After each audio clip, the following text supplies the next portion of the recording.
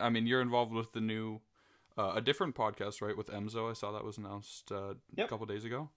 Should So be out it's by well, I think you guys release on Sunday, so today. yeah, nice. So that's exciting. Any like sneak peeks or anything interesting regarding that? I think we that one. I mean, the first one was pretty much just us going trying something. Yeah, It's probably gonna be something that we do lives in the upcoming weeks. But with the Invitational, Emzo is gonna be well, obviously casting the Invitational, right, and I'm gonna be in the crowd cheering. So it's gonna be hard to record anything. But right. we'll probably try to sneak one in, but it's not gonna be the same. So this first one was really just to test the water, see if me and Emzo can get along, which I had no surprise there. We get along. I've met Emzo in the past, Yeah, in Poland last year, or in right. May, back in May. Yeah. I was gonna say he's not a very hard person to get along with, Yeah, so exactly. can't imagine there's much issue there. But yeah. No, yeah, yeah, definitely. So you're just going purely as a spectator to the invitationals, yeah? Or Yep, yeah? surely Spectator. The Ooh. funny part is I live like 2 hours and a half away, Oh, drive, yeah, so it's like it's really no big deal. I went to last year's Invitational and it was a blast, so I said, you know what, this year is going to be even bigger, so why not? yeah. Yeah. I mean, it only makes sense. For me, it's a bit more complicated, seeing as how there's a super long flight, and also like hotel Yeah. stay, like hotel stays. I don't know how I'm trying to phrase that, but yeah, like there's tons of outside expenses that. Yeah, you live in Canada, right? No, well, I'm from Canada. I live in Norway, so Oh, okay. Oh, yeah, yeah, okay. yeah, That's a the flight is a bitch, and right, it's probably costing you the same thing as if you were like living in Vancouver, because internal flight in Canada is it's a big problem. yeah, It's so much money just to fly. For yeah. example, Toronto Montreal is like an hour flight, and it's like 300 to 400 bucks. Wow, yeah, that's ridiculous. That's really bad. So yeah, it'd probably be around the same price if I lived in Canada, anyways, Yeah. or similar at least. But yeah, so hopefully by next year, by the next invitational, I'll have the opportunity to go. But I think I wasn't really thinking like a year ago from now. I wasn't like I had no ambition to go to the this year's Yeah. invitational at all. So it kind of It, requires some planning ahead. this last year was the game kind of grew fast too. Right. I mean, if you look at early year two, season one, compared to what we have now, it's kind of crazy. Yeah. Exactly. And I guess you'll always have the invitational in Paris, so this is Right. probably much easier for you to attend. Yeah. A lot of the people I play with, like normally, and just people I know in Europe in general, have already said that they're going to be going. I'm waiting for a bit, like a few more details, like Yeah, knowing exactly when it's going to be and stuff like that. But yeah, Paris is a lot easier than Montreal, that's for sure. yeah. So If they announce it like early enough, I think I'm gonna try to go. yeah, yeah, I'm excited for that. I mean, yeah, it'll probably just be very similar to the Invitational, but like in Europe. So Hmm. in terms of size and the people that are there and stuff like that. So I mean, it's in France too, so I don't have a language barrier there either, which yeah, is nice. just people So making I fun can of stay the French along. Canadian accent. Yeah, yeah, right. I'm gonna get some free stuff just because I have a sexy accent. Yeah, Let's go. yeah. I don't speak more French than The or language of the tabernacle. yeah.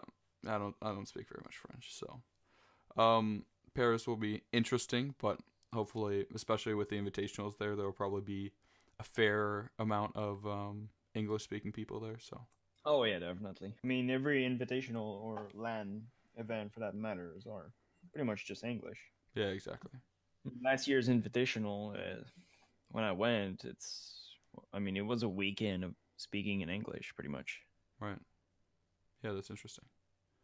There's people all around the world, but almost everyone speaks English. Maybe not some Brazilian team, but the one who speaks English, I mean, they do come and say hi. Yeah, they all They all, yeah, that's the thing. A lot of the people, I mean, people who don't speak English well enough to be able to, converse normally probably aren't going to be the ones going to the Invitational anyways. So Yeah, that's true. But you say that, but last year at the Invitational there was Sento's Dexterity, right, and they had a fairly huge crowd cheering for them that were like coming straight up from Brazil. right, yeah, that's a fair point actually. I guess just like the fans of specific teams. Like I can Yeah, imagine the and it Paris was land. There's going to be tons of just definitely. I French mean, people who, the French community is just crazy in Rainbow yeah, Six. yeah, that's exciting. But there was that big crowd of like Brazilian people just cheering for Sentos, and I remember during the game between Continuum and Sentos, it was kind of crazy. I think we were hearing more Brazilian cheering the team than actual people cheering Continuum. Yeah, It that's was like it was that intense. that's the my favorite thing about LAN is you didn't we didn't really or I can't really recall from Sao Paulo, but like one of the things that normally happens at LAN that's always really exciting to watch is when you're like watching like the semifinals or the finals and stuff like that, and like every single kill like there's just like a massive roar from the crowd.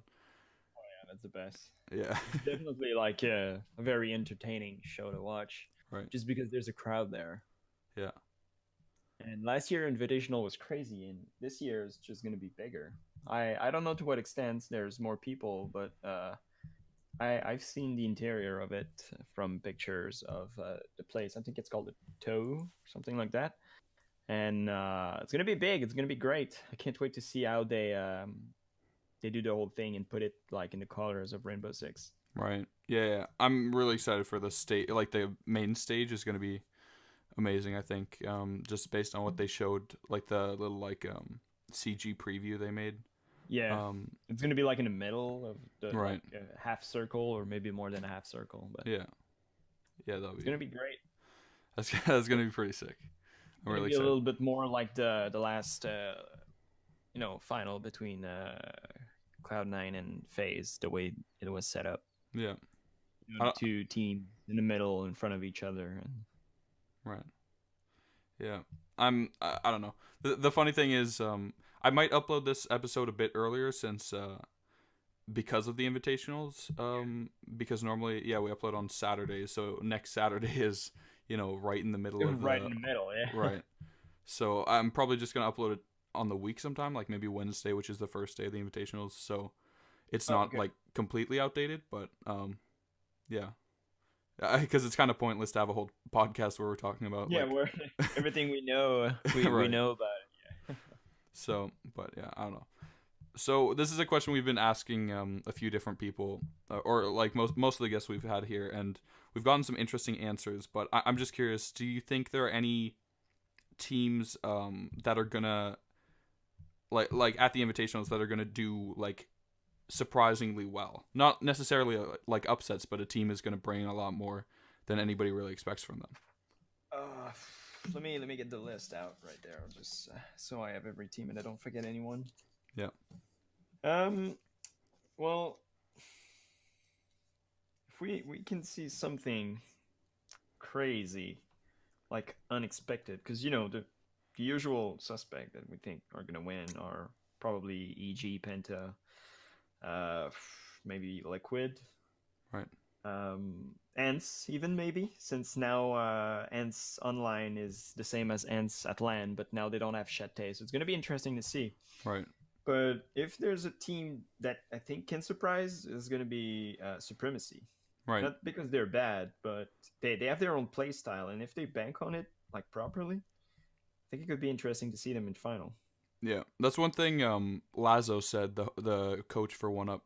He said that when they played against Supremacy in the finals of or the semifinals of the playoffs, which was like technically the finals, I guess, in EU, since EU got two Yeah. slots. The semifinals, the winner of the semifinals would get a slot at the Invitational.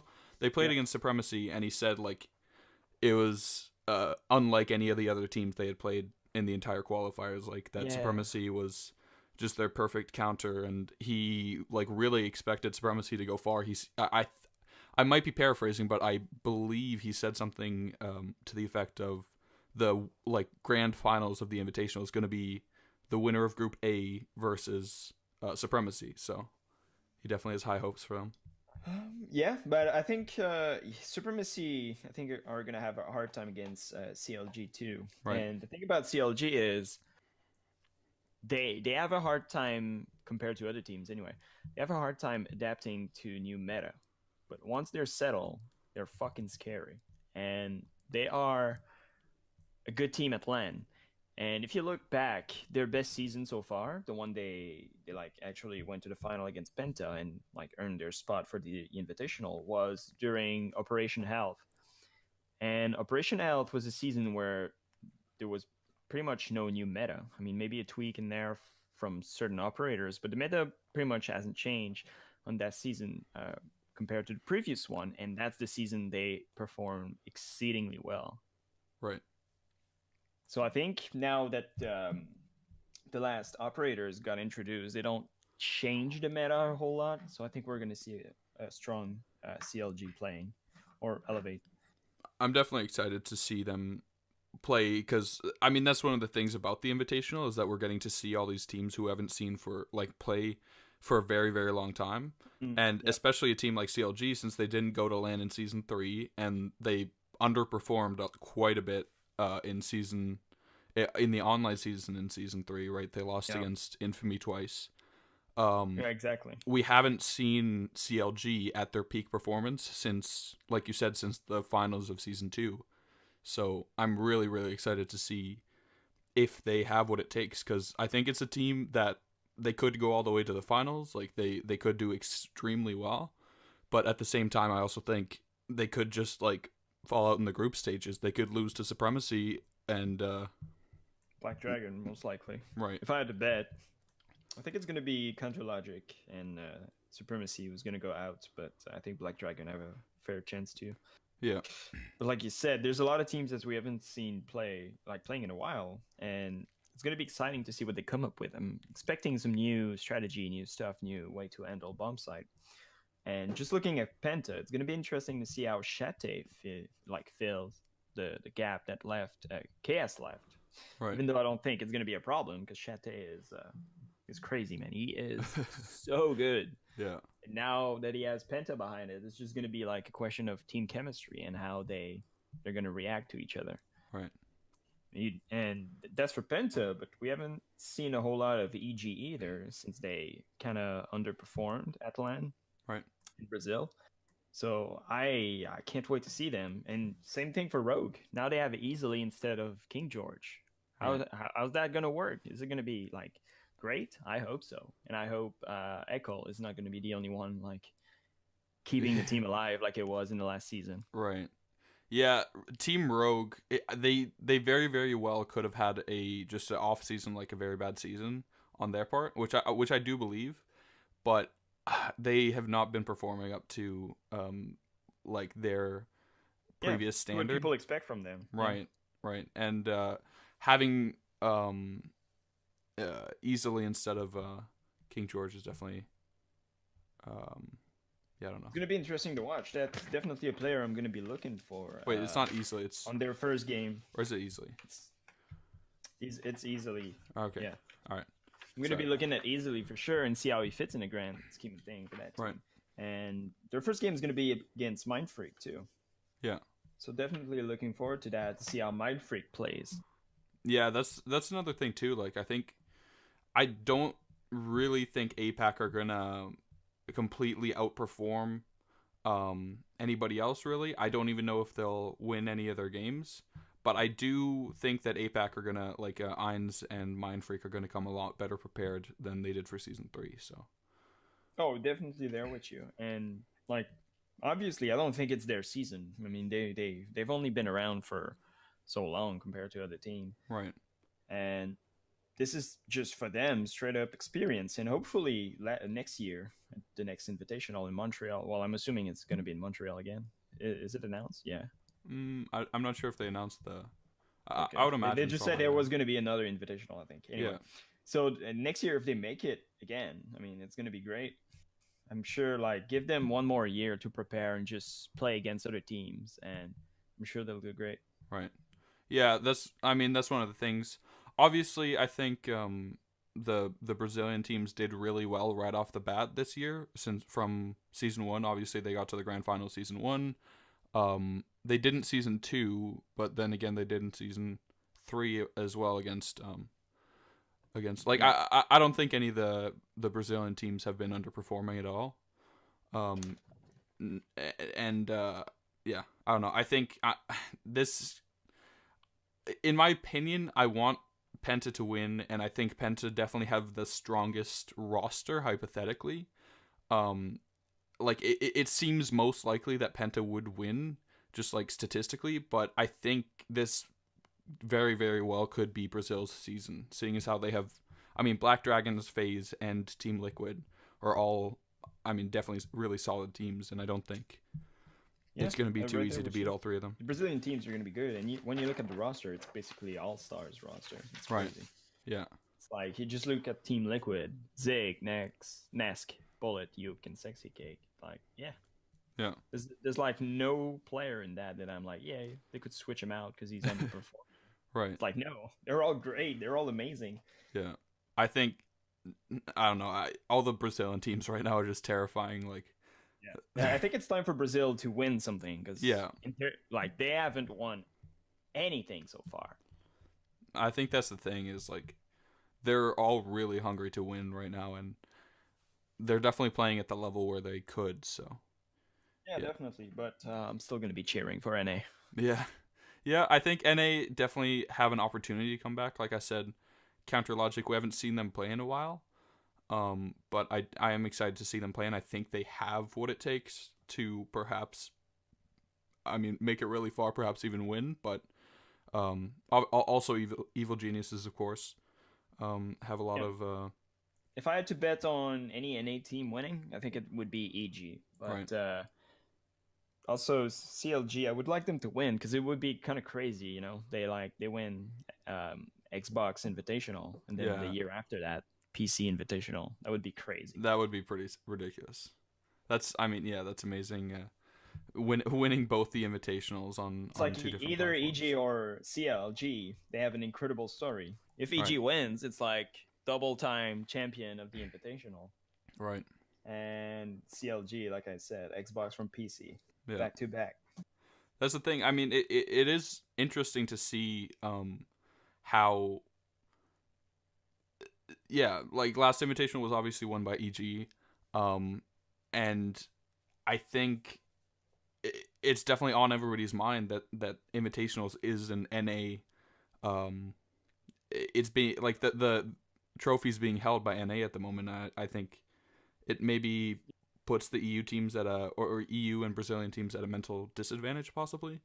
Yeah. Um, About that trophy, by the way, yeah, I wish we have a bigger trophy this year. yeah, I I don't mean, know if you saw the trophy from last year's Invitational, but it was a tiny ass hammer on a yeah. I heard they're pedestal. really flimsy.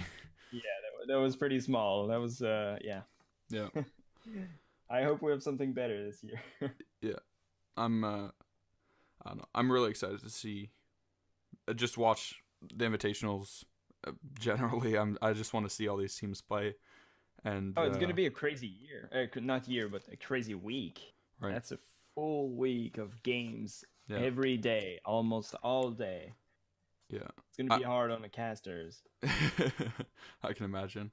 I mean, I was away during the invitationals playoffs, like all the ladder matches, and also during the like final like playoffs to get to the invitational. I was away on holidays in Canada, so I didn't really have a chance to watch any of it. I haven't watched through like a full game of any of the invitationals qualifiers yet.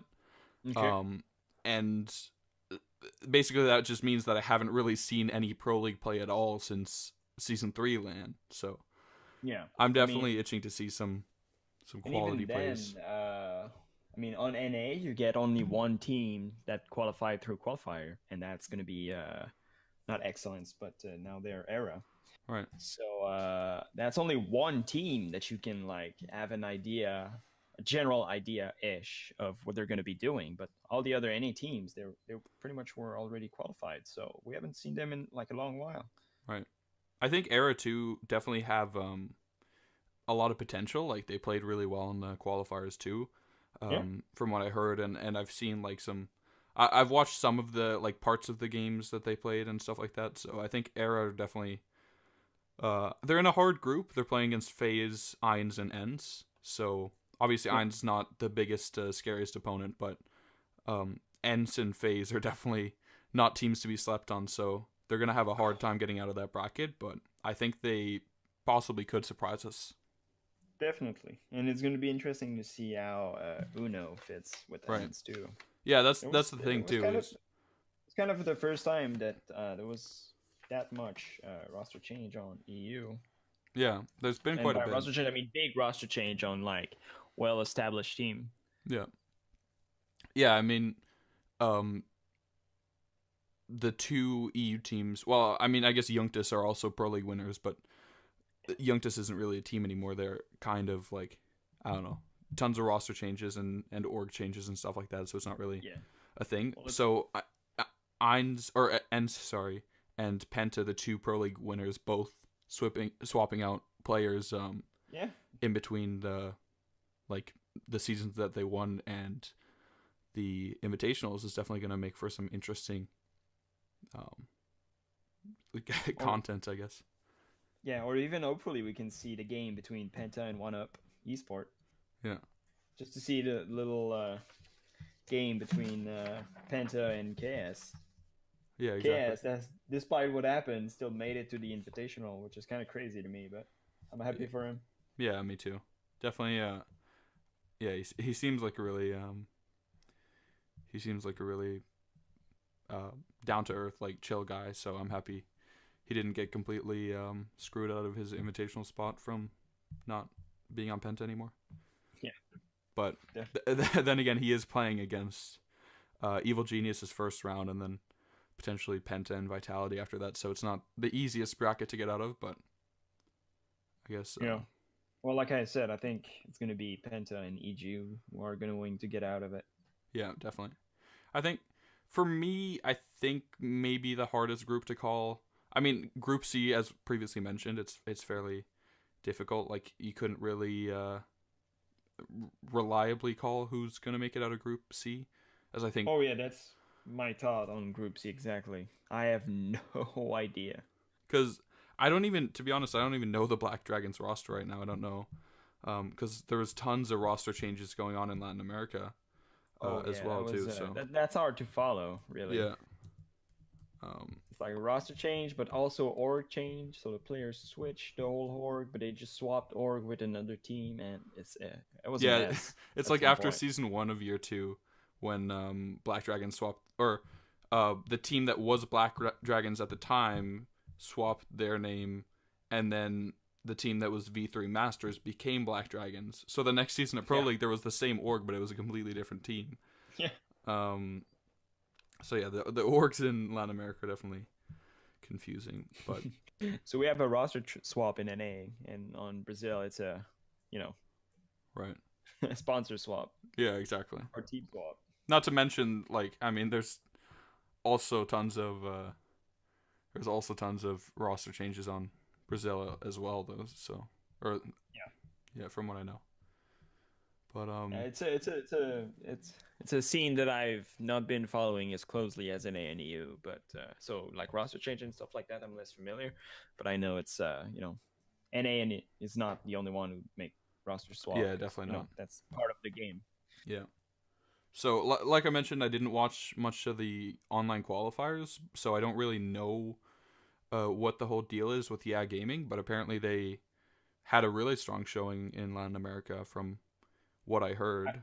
I missed Brazil qualifiers too, Yeah. and if what you say is true, maybe yeah is the team that I'm gonna have to keep an eye on just so I don't get surprised with them winning over and Right. over. Yeah, because that's the thing is, yeah, gaming, like it's not an org that we've ever seen at LAN, not in Siege before. And also, I think I don't know. I don't know what the roster is, but from my understanding, a lot of the players haven't ever been, um, like haven't been to any of the previous lands either. So, like in Yeah, like well, the thing with Brazil is they have their own land though. right, right, So I have the roster with me on Yeah Gaming, and it's Faker, Yuna, right. Revolts, Spawns, and JCR. Oh, okay. So it's like some of the old Pain Gaming then, I guess. Yeah, I think So that's it. right. So yeah, should be an interesting team to look out for. I think if my memory serves me, they beat BRK perhaps in the online qualifiers. I think, That must which be is it because BRK was on a community vote. right. So Now they're still made it on the community panel, which is amazing. yeah, I'm excited to see what exactly that's going to be. Yeah, right. I hope it's gonna be. You know how they talked about reworking maps at some point. Right. That would be fun. Yeah, definitely. Show me what you've done with like maps and just make them play on it. That'd be interesting. That's one thing. Like people have been there was the thing that Interrobang, the Pro League caster, said on Twitter about how he wants to see Tower and Theme Park in Pro League. That Yeah. was quite controversial, but like people were saying that we should try having two Pro League teams play like a scrim or like a friendly match on one of the maps to see like Uh how huh. it goes. Yeah, I I was believe saying maybe that. even you mentioned that to Yeah, him. I was saying that. But the issue is like until the maps are formally introduced to the competitive map pool, like there's not really going to be like watching two Pro League teams play on Tower isn't really going to show you a lot about the map um, competitively because the teams haven't really gone through and bothered to figure out like how exactly they want to play it because Yeah. yeah, it's not in the competitive map pool. So The thing is, I mean, you can go over a map and just if you really want to make it happen, you just take two teams that are not playing at the Invitational.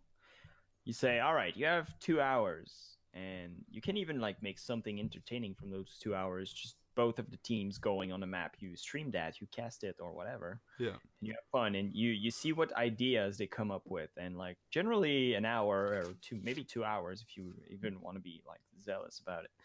Just give them 2 hours, run around. They're professional. They have a general idea of how a round is played and how they should do it. And they're going to come up with yes basic strats, but you're going to have a general idea of how it's going to be played. And my fear about this map is it is so big and there's so many angles you need to be aware of when you get in a room that it's basically impossible to just drone everything. And at some point you'll have to just say, okay, I think there's no one there and I'm just gonna hope he's not gonna peek, yeah, because that's how it's gonna be played, and it's gonna be played within the last second of the round. That's how I see it happening. Maybe I'm wrong though, but that's from my experience. That's how I think is gonna happen. yeah. So you're gonna have like a last 30-second push of people are like, all right, there's only 30-second push, we don't have time to drone anything else, so might as well just go. Yeah. I think Tower, like you said, the attacks are kind of wonky. I don't really know exactly how the attacks would work on that map. Um, and I think Theme Park is the same. Like it has a lot of. I mean, the flanks are a bit easier to hold. Like if you want to take train on Yeah. Theme Park, it's not that hard to hold the flanks. But I think one thing I like about Tower that I've noticed more and more in ranked, just from playing against like super ranked sweats who have strats on the map, is the bomb sites have a lot of variation in how you want to hold them. Like you can hold the bomb, like several of the bomb sites on Tower in very like different creative ways if you like take the Yeah. time to look through them and see how you want to do it. So yeah, Yeah. I'd be interested in seeing what teams would come up with if they start like properly stratting out the sites on that map. But I think, like you said, it's just too defender sided in terms of how many different places you can hide and flank from.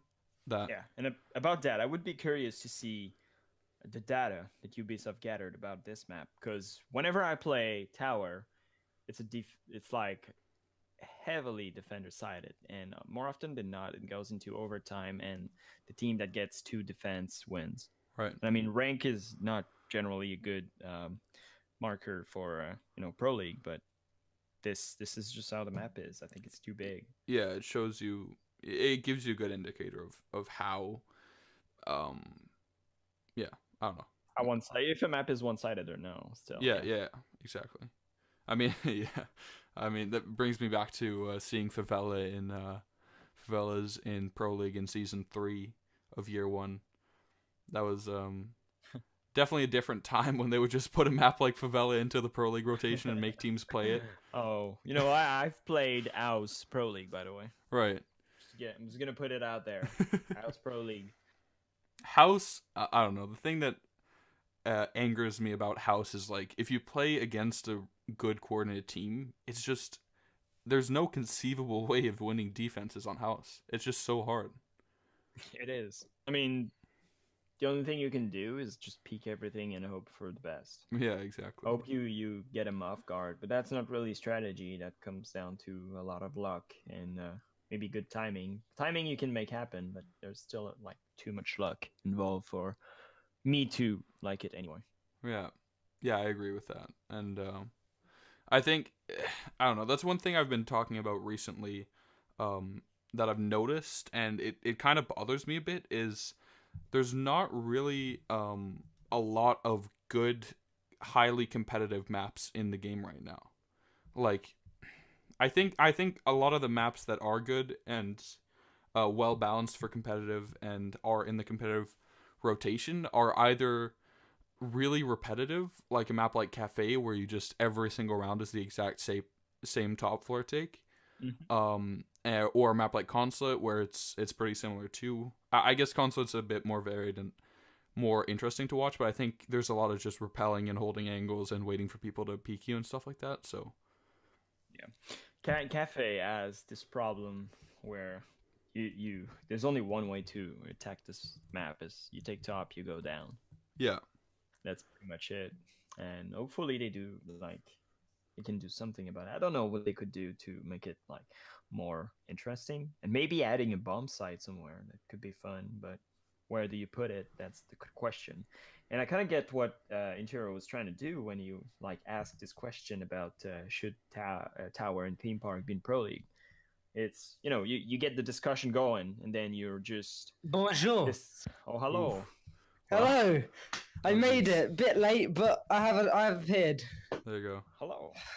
Helbee was in the middle of a sentence there. Yeah, about that. I was saying, so you just pretty much, I think the intent was to start a discussion about it. And when you start a discussion, you obviously come to the point that people say, okay, Tower is a bad map. Okay, why is it a bad map? And what makes a map good and competitive? And I think that's the conversation Intero was trying to have.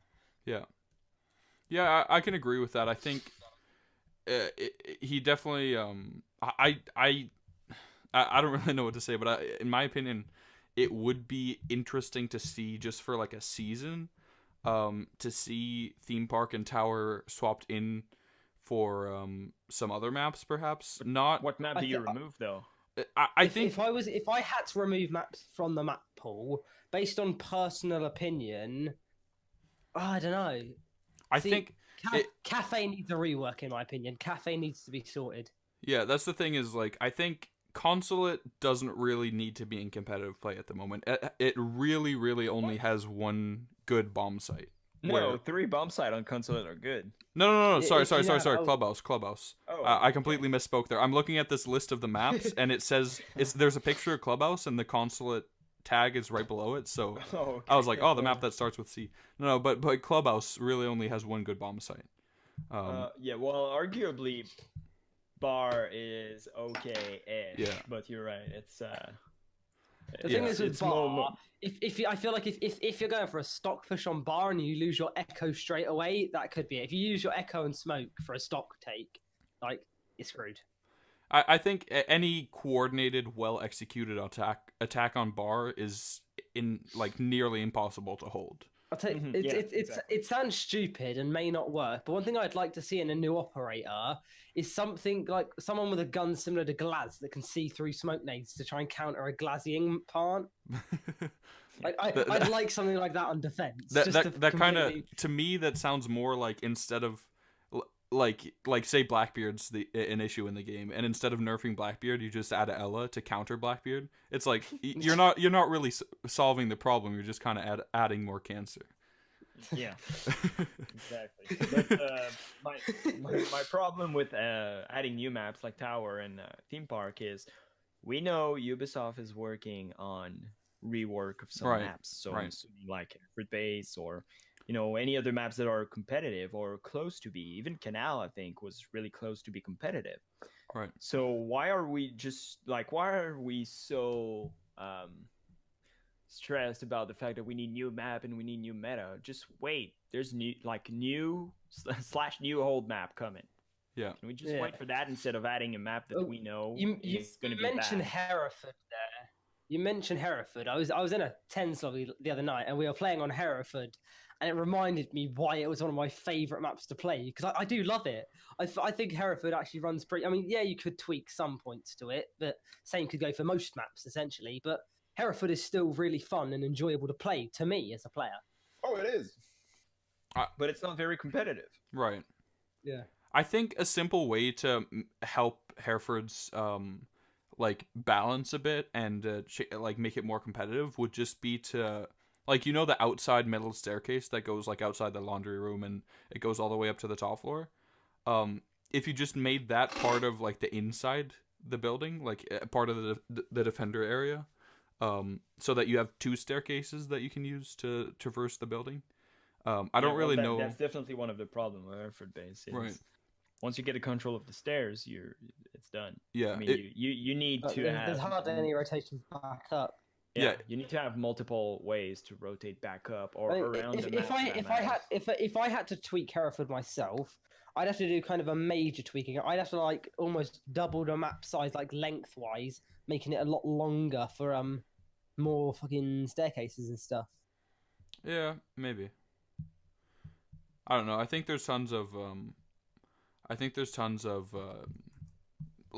ways you could tweak Hereford, and I don't really think that's the map that they're going to be going with to try and make viable for competitive, but I don't know. I'm definitely excited. I just want them to make some of the existing maps better for competitive play, because among the existing competitive maps, which is Bank, Clubhouse, Oregon, Cafe, Consulate, Chalet, Border, Coastline, Skyscraper, and I think that's it. Yeah, it's just the 9 maps. A lot more Coastline. Yeah, I think. Yeah, I think Coastline is definitely an exciting exciting map to watch, because the meta isn't as developed as it could be right now. But I think of those 9 maps that are in the Pro League rotation right now, I think Skyscraper is fairly unbalanced in the same way that Clubhouse is, because only one side is really that good for defenders. And I think even that side is more defender-sided. It's easier for the defense to win. I think Clubhouse is unbalanced, and Cafe isn't really that fun to watch at all from a Spectator. So that's 3 of the 9 maps that aren't really great for that level of competitive play. See, I kind of have to disagree with you there. I personally love spectating Cafe, but again, changes do need to be made to make it more enjoyable from the playing point of view. Yeah. I'm fine with it from a spectator's point of view. Which map, from a player's point of view, Cafe. Right. So from a spectator's point of view, I enjoy Cafe. From a player's point of view, I hate Cafe. I think they need to rework the cigar area in my opinion, and also rework the entire bottom floor. I'm quite content with the middle floor. I'm okay with that, but for me, it's cigar area and the entire bottom floor that needs a rework. Yeah, I agree with that. We need to have a viable bomb site on the bottom, surely, because kitchen bakery, let's just not even mention it. You're not holding that. And I feel like this problem could be solved by just moving the bomb around.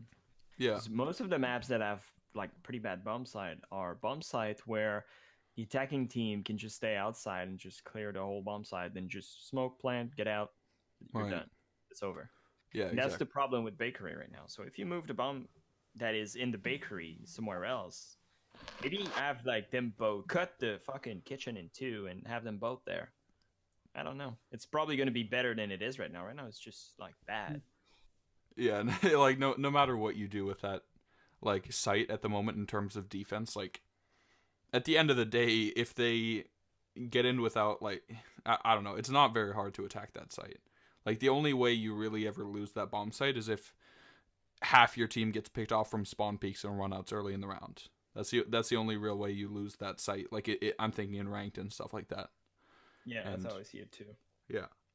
So yeah, I don't know. I hope like Cafe, Skyscraper, Clubhouse would be reworked, but I don't really think that's necessarily going to happen. And also, like, yeah, I don't know. Because I think, like, maps like Bank and Oregon and Chalet, like, Chalet isn't really, I know some pro players have issues with it being unbalanced, but I don't really think it's that bad. I think it's an exciting map to watch, and it's fairly, like, I don't feel like it just trades rounds back and forth, but, yeah, I don't know. Chalet is, it's a hard map. Compared to other maps like Oregon, you need to have a very good team coordination to clear roamers and make sure someone's watching your flank and then getting ready for the push. And if you lose someone, how are you going to react to it? Because now your flank might not be watched, and you need to watch it because there's a lot of rotation point. Yeah. And yeah, Chalet is definitely hard, but it's a map that I feel like as a spectator is entertaining to see. Yeah, I really like. I like Chalet, like just playing on it and watching it be played in Pro League and stuff like that. It's one of the maps. When it gets banned out instantly, I always get annoyed with the team. I that want to throw bans something out. Is it bad the fact that I've been home for about 10 minutes, literally just thrown my coat up, taken my shoes off, ran up to the bedroom, sat in my chair, plugged the phone on charge, talking already on T-Hunt? Is that bad? Like, I'm already back to my usual routine for recording, just sweating out terrorist hunt with no sound. Sweating terrorist hunt is, I mean, it's the best way to live. I just wish we had an actual training ground in Rainbow Six. Yeah. Oh, please get rid of flashbangs and nitros. Oh, man. Please. No, just give me something that's actually good. To be honest, it doesn't even need to be actual terrorists. Just something that I can make me aim a target that I can like tweak. To be fair, I'm just waiting for like the world's so messed up right now. I'm just waiting for like next week, like someone will put in a complaint and they'll have to take out the word terrorist because it's offending some people. I think I mean I don't remember exactly what it was, but I remember there's something about how Tom Clancy doesn't want any of the terrorists in his work to be like to have any identity or something like that, or I don't know exactly what it is, but I've heard something along those lines that they don't like the terrorist groups in Rainbow Six are just like the terrorists or the bad guys or something. That they never really have. Aren't they like the white masks? Is it like the white masks? Yeah, the white masks. That's their name. Yeah. I don't remember. I remember reading about that like a long time ago, but I don't remember. Well, let's be straight. At least they're not called ISIS. That'd be an interesting turn of events if they just called the terrorists ISIS. Oh yeah, I think the thing is if they give the call the terrorists a certain, like give them an ethnicity or like give them an actual organization name or something like that that the game can be banned in certain countries, or something. I don't remember what it was. Well, that's probably why they've gone white masks. It can't get like banned for anything, you know. It's not really that important anyways, but I just have this vague memory of something like that. But yeah, I don't know. I anyway, wish they made some away from improvements terrorists. to T-Hunt. Let's get back to the game. No, but I'm just saying I really wish they changed how T-Hunt works in the game right now, because currently it's not a very good mechanic for what most people use it for. Especially when it crashes every 2 rounds. Yeah. Oh yeah. Well, for you, not for me. Like I can literally just play Terrorist Hunt for about 2 hours straight and it'll be fine. Well, yeah, really? it's a PC thing though, but yeah. Yeah. On console. Well, I'm too poor for that PC thing, you know. I'm getting there. I'm tempted to start a GoFundMe for everyone that loves me, just to get me to PC. But yeah, like definitely Terrorist Hunt crashing is on PC, which I've heard from a lot of people is a really big issue. Yeah. Well, you're I on wish PC. I wish everything could be like faster, because when the round is over, yeah, I don't really care to see my character in his winning animation. I just want to move on to the next round. That's one thing. And then I die, and there's a kill cam, and I'm like, I don't care how like terrorists kill me. Can I just remove the kill cam? The thing that annoys me is you're not it should like be an option like in COD, like if you want to watch it. Well, yeah, exactly. It's not even that. I think it's just like it should just let Terrorist Hunt be a single player thing, like that you can play it in single player mode, because no matter what, like even if you go in as a lone wolf, you can't pause it. You like have to you have to abide by the operator selection timer. You can't just sit there and wait on the operator selection screen for like an hour. You like can't customize at all how you want to actually play it, and you're not allowed to restart it. You're not allowed to like skip anything. You have to watch the stupid like winning screen animation and all that, and then you have to like wait all the way until you get out of the actual terrace hunt, and then you can restart it. Like it's just so ridiculously clunky to be like a single player mode. Oh, it is. Definitely is. And that's why I really wish, I mean, I've said it before, but just give me a shooting range with customizable stuff. Yeah. Please and thank you. Exactly. Also, one little tip I guess I'll mention here, since this is a fairly public forum, and something that pissed me off to no end for the first year of having the game probably. I don't know if it's a thing on Xbox, but on PS4, if you go to your video settings and turn off VSync, it'll improve Terrorist Hunt by 10,000 times, because they automatically... Yeah, it's the same for us. It's the same for us. On console, they cap Terrorist Hunt at 30 FPS, and if you turn off VSync, then it runs easily at, 80, 90 FPS, but they cap it at 30 for, like, no reason other than, which is... It's annoying. It's really annoying. Yeah, it's the worst. But, I that was the thing, like, I don't know if either of you have ever played Rainbow Six Vegas 2. I did. Yeah, but the Terrorist Hunt in that game was, like, that was the game. Like, I only played Terrorist Hunt in that game. Oh, that was super fun to play with friends and shit. Yeah, because I don't know, it was just everything I wanted from Terrorist Hunt. So that's why when I got Rainbow Six Siege... I kind of hope it's permanent, because I think I will enjoy it, and I think a lot of people use it as a replacement. Is Chimera. Like, I think a lot of people use Outbreak and shit as a replacement for Terrorist Hunt for a bit, in like a 3-man co-op, essentially. I think it depends on how exactly it works, because if it's like a linear storyline thing, then I don't really think it works well as a Terrorist Hunt replacement. Yeah. But... yeah, depending on how they implement it, because we have a very limited amount of information about it. Yeah. Yeah, definitely. Well, I know the list of operators you can play. That's about it. Yeah. I've read it, but I don't even know it. Yeah, I put that in the Discord, I think. So if you've read that, you should have seen it. Yeah. But it's like the two new Chimera operators, Glaz Tachanka, Capcan, Doc, Ash Thermite, Buck, Smoke, Ying, and Recruit. Yeah. Of course, Tachanka is there. Mate, to be fair, it wouldn't be the same without him, would it? I mean, as much like, let's face it, we never ever see Tachanka get picked, but we love him. He is he makes the game what it is. Just because he's an inherently just because he's bad. Yeah. He makes the game good because he's so bad. It's brilliant. It's brilliant. I don't know. The thing is, I think the game was designed with a very different meta game in mind. Like, I think a lot of the promotion for the game and a lot of the way the game was initially designed was how it was played at first too, where you just kind of you sit on site and you have your deployable shield and you put up your deployable turret with Tachanka and you just hold angles, and the enemy team is this like elite tactical squad and they're gonna breach into your room, and then you all have like a big gunfight and then the round's over, which is like not even close to what it is right now, at least not in the higher ranks or higher like competitive play. I mean, if you get a copper, that's all it is. Yeah, that's pretty much what it is. But copper is the old meta. Yeah, so I think the thing with Tachanka is like he was designed with a completely different game in mind. Like, yeah. Oh yeah, definitely. He was made by some devs that had a very bad idea on how the game would evolve, because information is the best thing in this game, and you need to be mobile, and just everything he stands for is bad. I'll tell you what I loved was watching all the reactions to his buff when he got the shield on it. Oh my god, did the internet just lose its shit or what?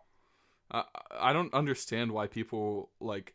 I never for a second thought he would be like overpowered. Like there are people who are like, oh, he's so OP now. It's just like Blackbeard and all this shit. And it's like, Tachanka is the new Blackbeard. yeah, because everybody was like, oh, face shield. This is gonna be just like Blackbeard all over again. It's so broken. Like if you just put a shield in front of Tachanka, then it's But it's like it doesn't change anything because, like, what does the enemy do? Like slow peeks it, shoots the side of the shield, and then kills you. Like, or just throw a grenade, or just shoot at his feet. Right. Usually, people who play Tachanka are not very good. Yeah. People who play Tachanka are usually coppers. Yeah. Or high ranks trying to like meme around, but they realize pretty quickly. It's all right, but you just toss a grenade at him, and it's pretty much. One thing that made me wet myself. Have you seen the clip on Kickstart stream highlights where he picked Tachanka and literally got about 3 1-taps in one round with him? Yeah, Tachanka. Yeah, if you have good aim, it can be nutty. Like he's literally sat in I forgot what it's called. I always forget what it is, but you know, Consulate top floor bomb site, the one with the double window outside. Oh fuck, they both do shit.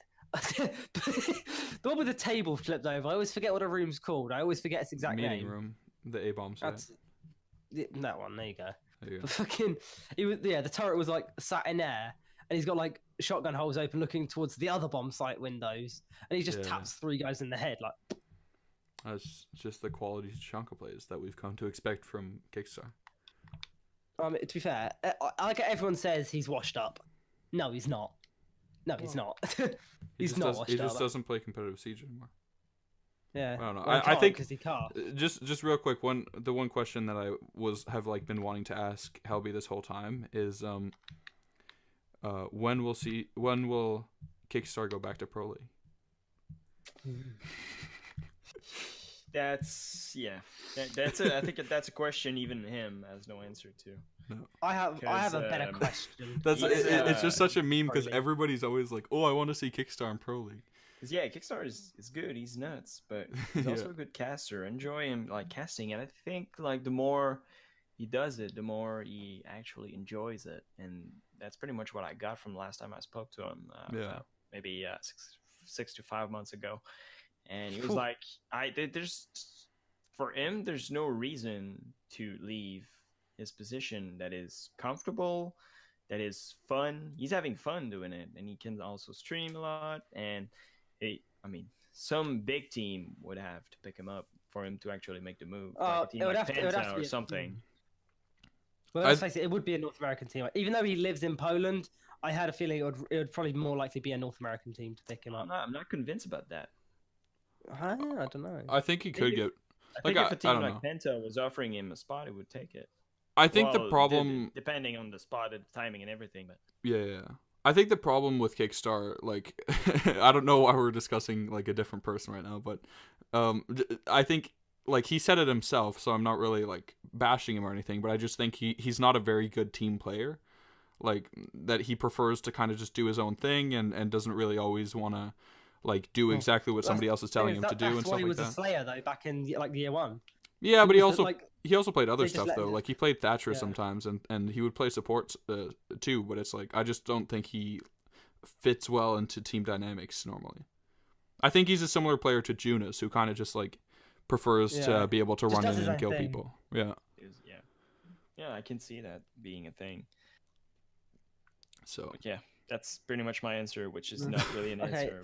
But I was just asking it as a joke because everybody always says the question I'm looking forward to is when will we see Helbee back in Pro League? Oh boy, been harsh. I've had a lot of. The hardest part about making it is actually finding 4 other peoples that have the same mindset. And not necessarily committed, but have the same idea on how the meta should be and are willing to try new stuff, which is not always the case. Because I've been on team, and if like the way to do the meta was, if Penta's not doing it, we're not doing it. It's like, why? Maybe we're not Penta. We're our own team. Can we just develop our own meta and our own way to play it? And okay. One thing I can say is I've been in a lot of your streams. Obviously, I've had a lot of conversations with you over stream, haven't I? And you've got a very interesting mindset when it comes to the meta. Yeah, well, I have my own idea on how it should be played. Maybe it's not like the truth or it's not the best, but I mean, the way I see it, sometimes there's ideas, even if they're not good at first, trying it and like building on that idea can lead to new stuff, and new stuff is good in Rainbow Six because Rainbow Six, the way the meta works is a very it's like a circle. You have one meta, one strats that is good. Then you move to the next one, you move to the next one, you move to the next one, and then suddenly the first strats that you were using maybe 5 months ago is now good again because no one remembers how to deal with it or people are not prepared to it. So you just go back. Yeah. Yeah, that's true. I So think you that's need one. to have new ideas, but it's hard to just convince people, and I feel like that's my fault for not communicating properly what I had in mind. And another thing I want to ask is, if you could pick out one standout moment from your career in Rainbow, what would it be? One standout moment for you personally. Dude, the best game I had, and sadly enough, that was during year one, so it was one of the games that was off stream.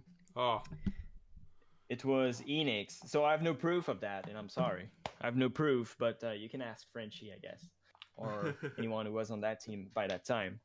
So we're playing Oregon against back then Addiction. So Addiction was Bacon and a couple other players. I don't remember. Bacon, the coach of EG right now.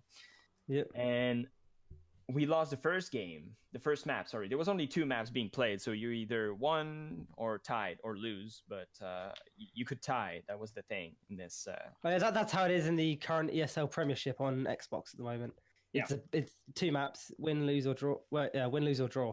Yeah. So we lost the first map, and the score right now is, I think it was 4-3, or right before overtime. So we failed the round miserably. But then Frenchie is stuck in a 1v5, gets the ace. So we go to overtime. Then it's my turn. I get an ace. So 2 aces back to back. oof. So we're the first round. We're like 1 round away from winning, and then bam, I get a 4K, and the last kill is stolen from me. So I nearly got 2 A's back to back, and it was really close. And we actually won that game to like tie. I think that was the best moment in Pro League for me. That was really fun. That's pretty Nutty Helbee. Yeah. Yeah, it was nuts. That's well, yeah. I really wish that But existed. the meta was like really, really different from what it is right now. Like year one was Wild West of just peaking and just. Do you remember who you were playing? It was Addiction. No, I mean like operators you were on with the ace and stuff. I was Blackbeard back then. I was a filthy Blackbeard Valkyrie. Skill-based ace, dude. Valk shotgun. Oh, by the way. Oh, Valk shotgun. That's one thing. Right, the old Super 90. Can we just have a moment, please? Dude, Valk The shotgun old- was one thing I want to mention is like I started playing Siege in season 2, and in season 2 I was copper, right? The first season I ever played I was copper. I was literally 1 elo away from bronze, and I'm really glad I didn't play one more match the last day of the season because now I have the copper charm. So but anyways, like people always like how, because I'm not like an amazing player now, but I'm definitely not like a bad player, and No, it just looks like you use a keyboard on console. but Wow. so people always ask me like how did you manage to get copper first season, and I always tell them like or season 2 it was like I didn't buy the season pass until season 3, so I spent an entire season playing against Valk shotgun mains and Blackbeards with 800 health. Like there was no way to get out of copper. Like it was so ridiculous how everybody just like no matter what everybody had an Honestly, advantage because you You had, say this was season 2, right? yeah. Yeah, that's when you should have hit me up. That was before my PlayStation got banned and it broke. Yeah. I was a beast, but honestly, year 2 season 2 PlayStation, I was a god. I'd say god. I was like plat 2, but Yeah. shush. Quality. Yeah. That was my first season of Rainbow Six actually when the game came out. I played platinum by playing solo queue mostly. Yeah. And like from there I think I've only been diamond, but like from there, I've also started to play pro league and started to play with people. So it's easier to get diamond when you're in a 5-stack Scored it or up. just playing with people. Yeah. Right. Mm-hmm. That was one thing. Like I didn't when I first got the game, I had no like clue that playing competitive would ever like be anything that I would ever be interested in. Like basically, I saw that Rainbow Six was like half off or something, and I was like, oh, that's an interesting game. I've been looking into getting that. So me and my friend went to the city and bought it, both of us, and then we were just duo queue ranked, and we just like sit on site and like make fun of each other and like have fun and like team kill each other and shit like that. Yeah, so that was like the entire first season of the game for me. And then like after that, I took a break from the game, and then I came back, and that's when I started being like, oh, I want to get better in ranked. Like I want to hit diamond. And then after I hit diamond, I was like, oh well, I want to play competitively. So it took me like 3-4 like or like 2-3 seasons before I even realized that I wanted to like play at a higher level. So. Mm-hmm. For me, the game was a weird experience because I actually played the first alpha. Yeah. And that, I'm sorry, but that shit was a mess. It was so bad. It was bad, and I was like, all right, I'm not ever touching that game because I was looking forward. You know, the demo we got at E3. Oh, the video was kind of good. The video thing. Or E3 was good. Yeah. You know, they like come on an helicopter on the rooftop and start like we didn't get that at all. Yeah, we didn't get that. That just wasn't a thing. I still think we should make a petition for that. Like, even though House is only in casual, can we please have a chopper drop us on the roof? I feel like every single round of casual would just start with a 5-man C4 feed from somebody jumping out and throwing a C4 at the roof. Yes, please. Give it. But yeah, so that was alpha. Beta, I was like, no, I'm not gonna play that shit. That's bad. Then the game came out, and then I started to watch. It was True Talent playing the game with people. Yeah. And I was like, damn, it might actually be nice, even though it's buggy and you need to close completely your game if you want to queue up with friends sometimes. But I didn't have any friends who were playing that game, so I was like, all right, well, I don't have to. You still don't have friends, don't you? Yeah, it's the sad truth. But that's what happens when you're Canadian, though. Nobody even lives near you, do they? Yeah, we're just sorry about everything. But I was like, this game is actually nice, so I started to play. But like, my first thought on the game was, it's bad. I'm not gonna play it. Move on. And here I am today. It's kind of crazy about it. The thing, I played the beta too, and it was like I mentioned earlier, I really liked playing Rainbow Six Vegas 2 and just playing Terrorist Hunt. That's what I was coming off of too. Like my last experience about Rainbow Six was Vegas 2, which was a good game. It was a really good game. But yeah, so I played the beta, and I was like, I just solo grinded T-Hunt, and I was like, the T-Hunt in this game is so bad. It's just so terrible. So I didn't like, I played like 2 games of multiplayer, but I was just shit. Like, I just died every round. I didn't really understand how to play it.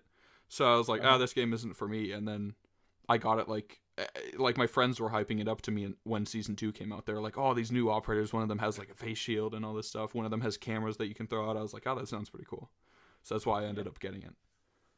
So, well, I didn't have that problem with like the beginning of Rainbow Six. When you first get in the game, it's kind of hard because you're used to a shooter like not Rainbow Six, but Counter-Strike or Call of Duty, which are very linear and like corridor stuff.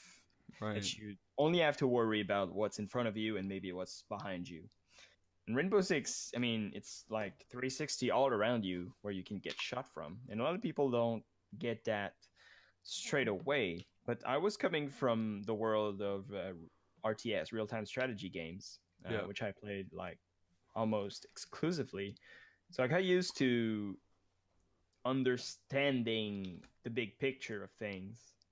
I guess that helped me a lot with early Rainbow Six, and that's why I was able to like be a decent player at first.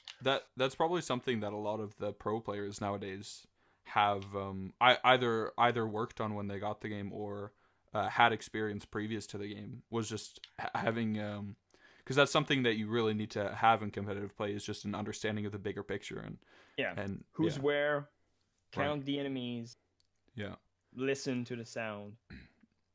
There's a lot of info. This game is not about aiming. Like, I see a lot of people on Xbox that are like whining about PC and aiming and all that stuff, but this game is not about aiming. It really is not. It's all about information and team communication. I think a thing. Well, you say it's not about aiming. The way I view it is, I think on PC, gun skill for most people, it's fairly similar. Yeah, it is. You know, but with us on console, gun skill makes a huge difference. You need. I mean, with me on console, the reason I'm not as good as some people is I have the game sense of a madman. I'm up there with some of the best when it comes to game sense. My gun skill is so fucking awful, though. It's ridiculous. It's like it kind of weighs me out a bit, if you know what I mean. Well, you're also trying to play at FPS with a controller. Yeah. Yeah. well, not ideal. I'm sorry. Buy me a Zim and then we'll see how it goes. The thing about I would agree with like a similar statement to what Maze said is like on PC, since there's like a fairly equal playing field, it doesn't like Siege really who wins gunfights and what teams win and stuff like that really comes down to game sense and coordination and stuff like that. But on console, a lot of the gunfights come down to like a low plat level. Less. Yeah, exactly. And that's how it feels when I watch Xbox Pro League. I mean, yeah. It's like, ooh, potatoes, lad. One thing I have to say is I think Xbox players now are way better than back then. Oh, yeah, definitely. Yeah, watching the old Pro League games from Xbox is just upsetting. Have you watched any of the Premiership now? No, I can't.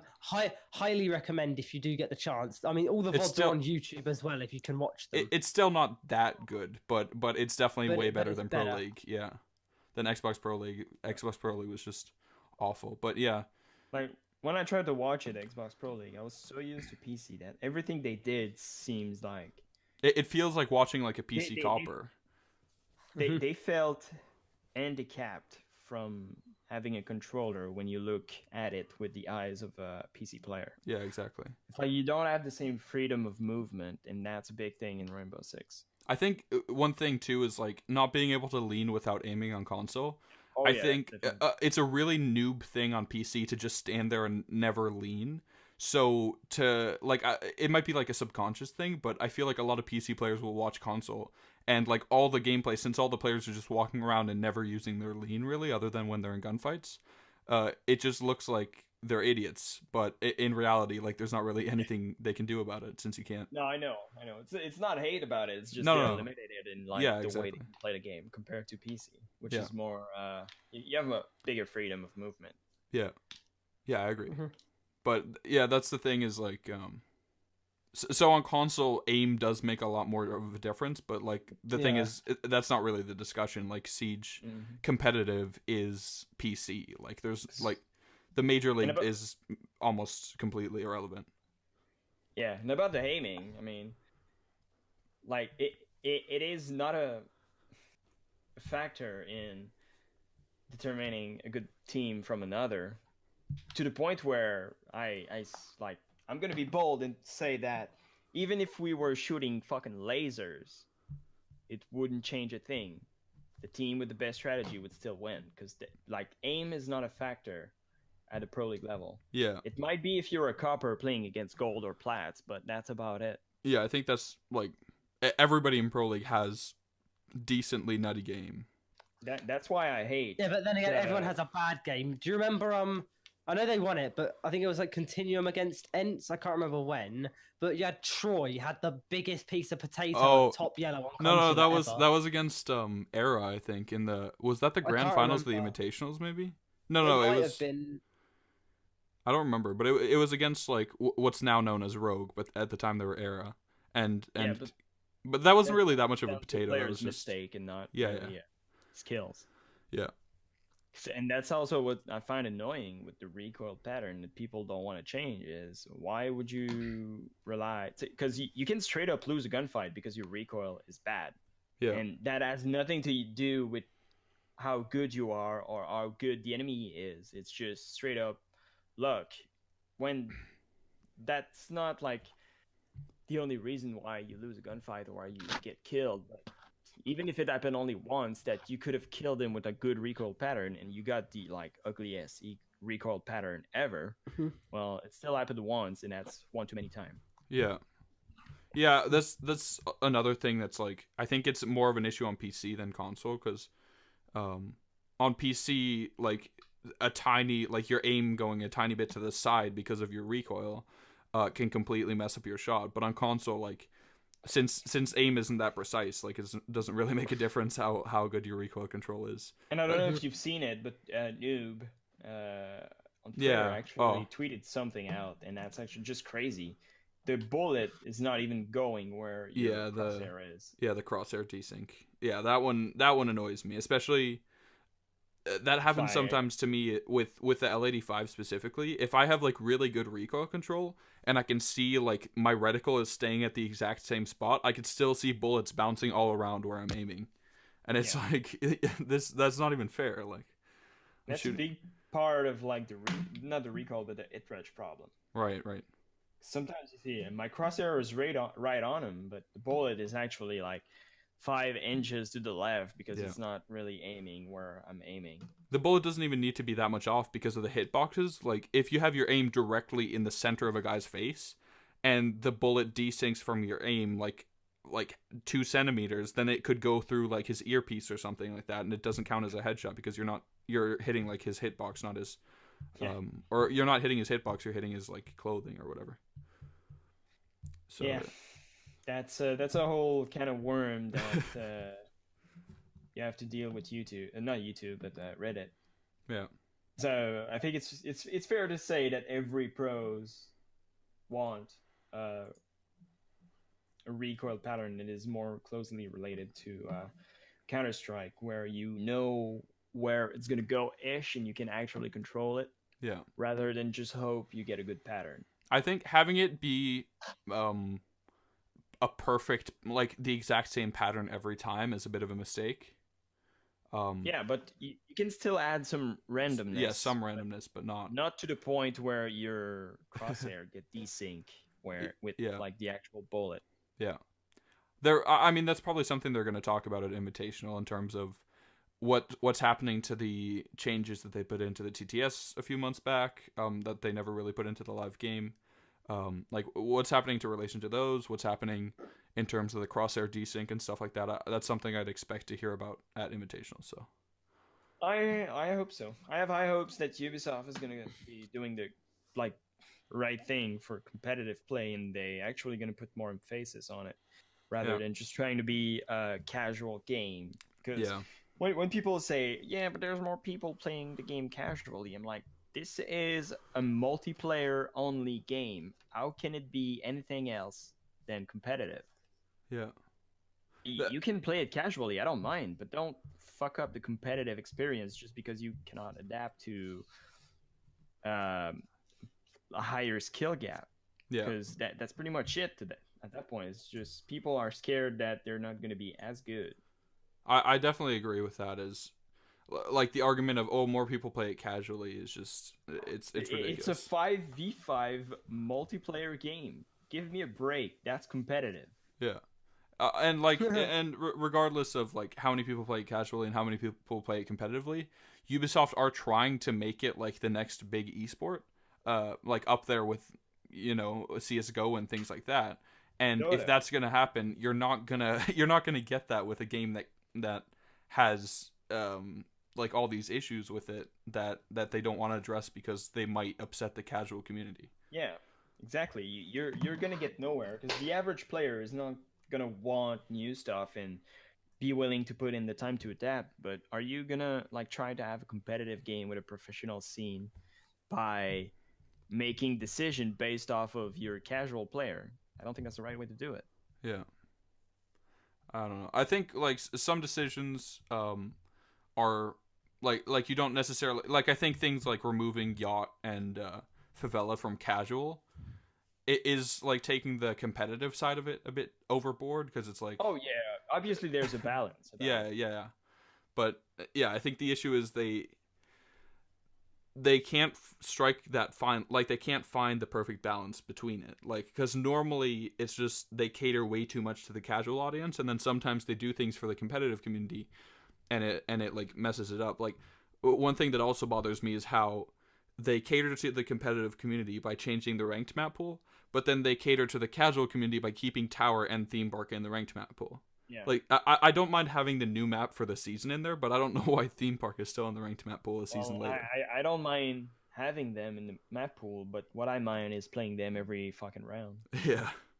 Like, whenever I play ranked, it's Tower, Theme Park. It's always Tower and Theme Park. Tower, Theme Park. It's always Tower and Theme Park. Chalet. Like, Tower, Theme Park, Chalet, Tower, Theme Park. Did you see my post? Did you see my post that I put up the other week?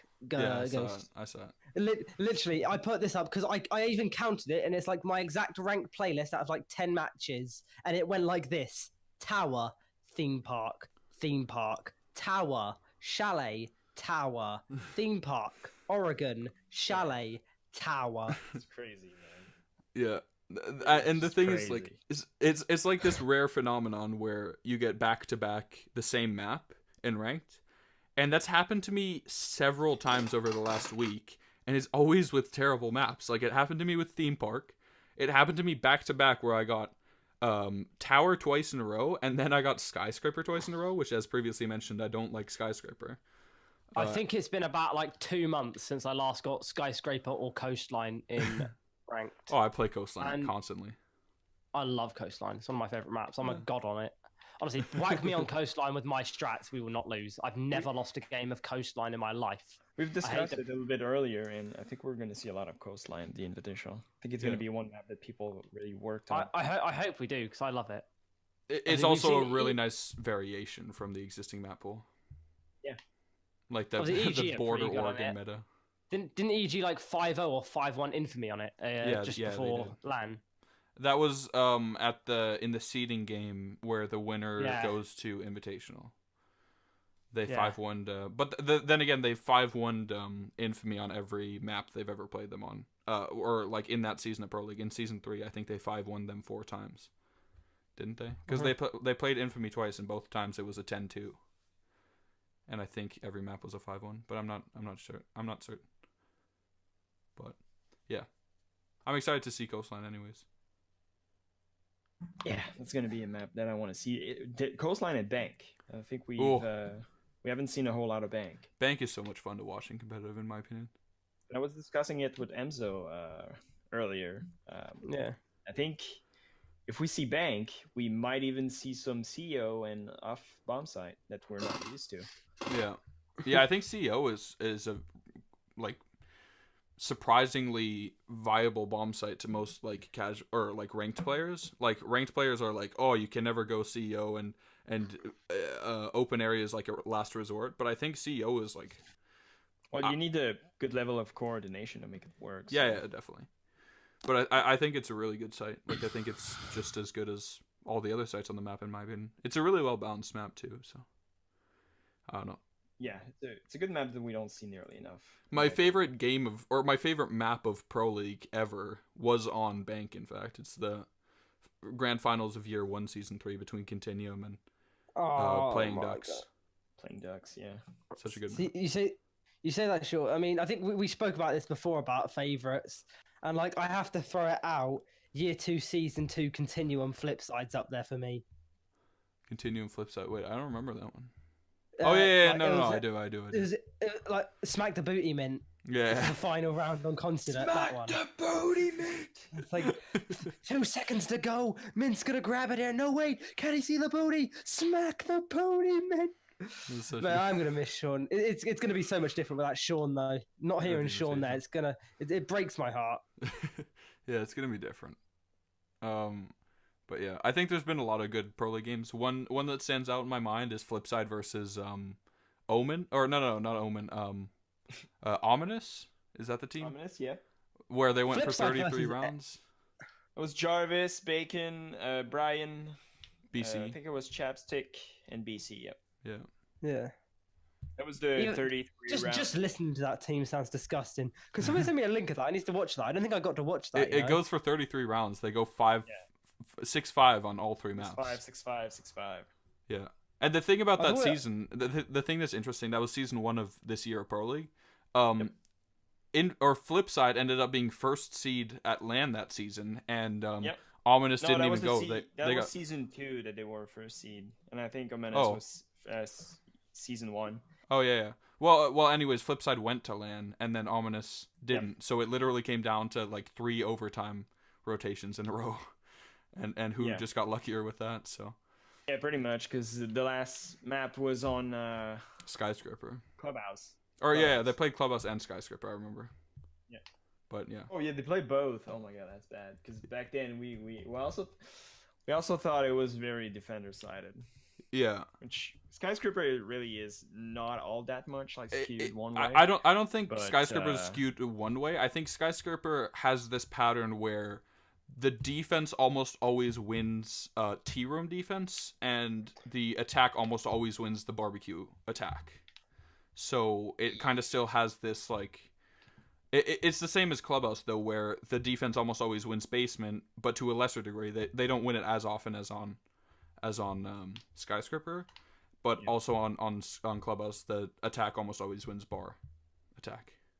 The funny thing is, like, again, it's a ranked thing. If you play ranked, you will not defend barbecue. You will go work office before you go. Yeah, that's such a weird thing. It always bothers me too, because barbecue is such a good site, in my opinion. I know. Or I like defending it anyways. It's not a great site, but yeah. Yeah, I'm not a big fan of it. Not every round anyway. Yeah, that's probably that has to be the longest Pro League game ever. It's 2.5 hours. It's actually it's a minute shorter than the last podcast we just uploaded with It's Milos. kind of crazy how that game was, and I was talking with Pojo after that game.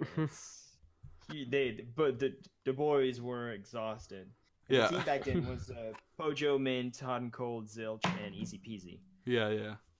it was a Also, very different team from what we have now. the last round on Clubhouse too, I remember, was a 2v5 clutch by Pojo and Big Zilchi. clutch by. That was so nutty. And I remember during the live stream, that's such a random trivial fact. But during the live stream, the audio was all messed up, so you could hear Bloodbath screaming, but it was like a robotic screaming, and it was like ear piercing. Oh yeah, I remember that. I don't know if it's in the YouTube VOD. I'll have to go back and look, but I think it is, you know. Well, I mean, it's still better than a PowerPoint. yeah. The season 3 Pro League finals feels bad. Brazil, yeah. Penta Mantis feels bad. Milos was actually explaining to us why Brazil was such a shit show, about how like there was so much just infrastructure that failed, and Yeah, that's what I heard too. yeah, they had to like rewire the entire like arena pretty much and stuff like that. So it was it was pretty bad. But Hopefully we'll get better production value on this invitational. Yeah. Oh, I think they'll step it up. They'll step it up. They'll learn from their mistakes.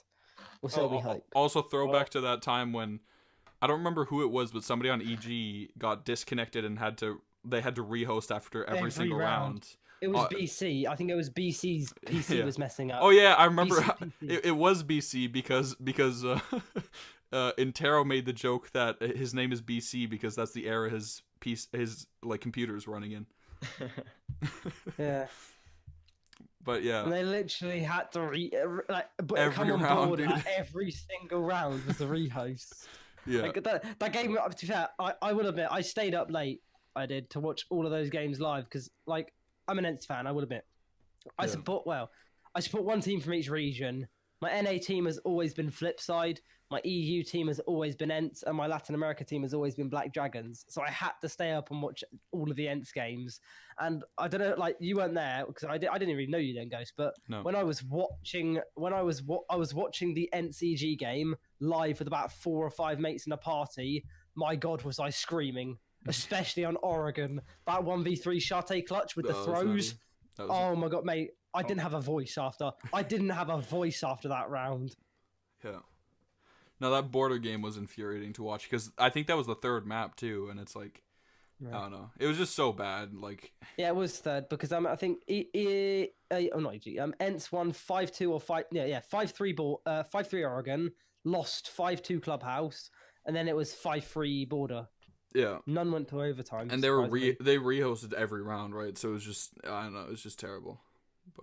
But one part I was gonna say, yeah, not a single overtime, which was weird, you know.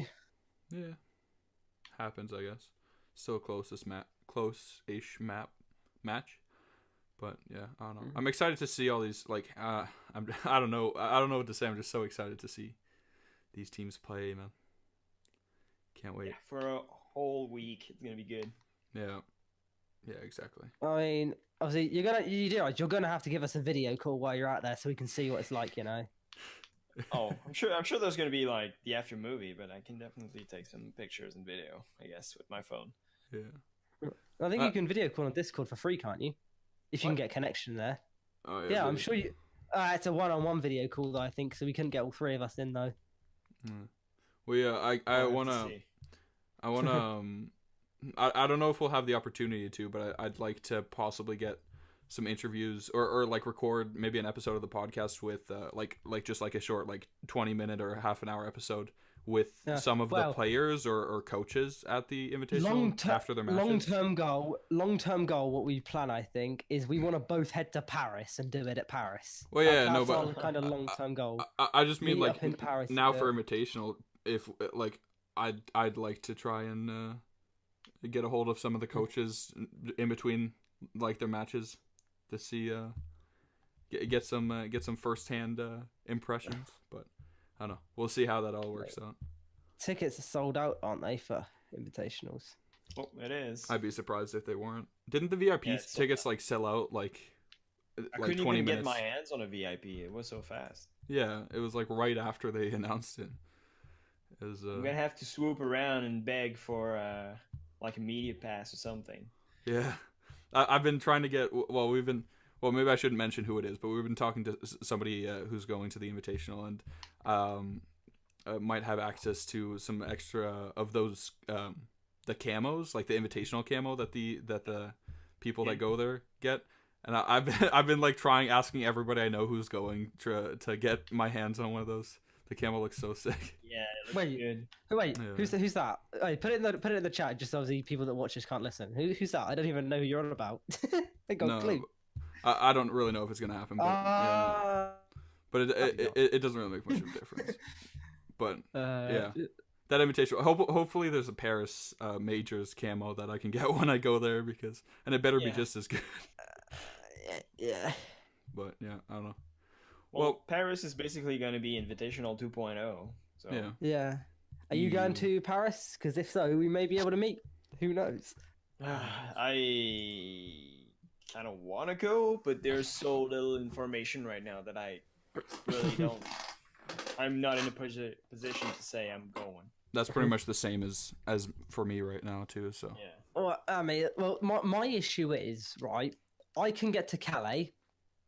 Fuck knows how I'm getting to Paris. Also, I'm young. My parents won't let me go alone. I'm 15. I can't forget that. Are you allowed to go to the lands when you're under 18? Like, are you allowed to be at the events? I think so. Oh, yeah. Really? I'm sure I saw like 10-year-olds at Sao Paulo. Yeah, there were some young people in the last Invitational too. So. Oh really? Oh, I thought I heard that there was an 18 years age restriction on this year's. Well, I might be wrong, but I don't think so. Yeah, no. Yeah. Well, you were there, so I'm sure you have a better idea. The thing is, I have parents. I doubt they'd let me go. That's my issue. Heck, I mean, unless he comes with me, but my dad's not exactly up for that. My dad's. I think we spoke with who was it, Milos last week? Yeah, like we said, like both of our parents are pretty much like they're against video games, if you know what I mean. Oh yeah, Milos's parents like hate video games apparently. Oh, so. Really? That sucks. It took me a while to like convince my parent that it's not just playing around. Yeah. That I was actually doing stuff. Yeah, that's a big thing for. Like the first time they realized is when I went to Poland with Flipside. Right. Yeah. They were like, okay, maybe there's something there. Yeah. Yeah, that's definitely important. I'm excited. I'm really excited for Invitational. I don't know. Like every day I'm just kind of like how many days is it again, and like I don't know. The thing is it's going to be so many, like it's going to span so many days that my excitement like never dies down, and I won't be able to sleep in between the map or like the days, and it'll just take longer. Feels bad. Well, my problem is I work next week. So the days are going to be long. I don't know if I'll be able to watch the game live from bracket A, B, C, and D.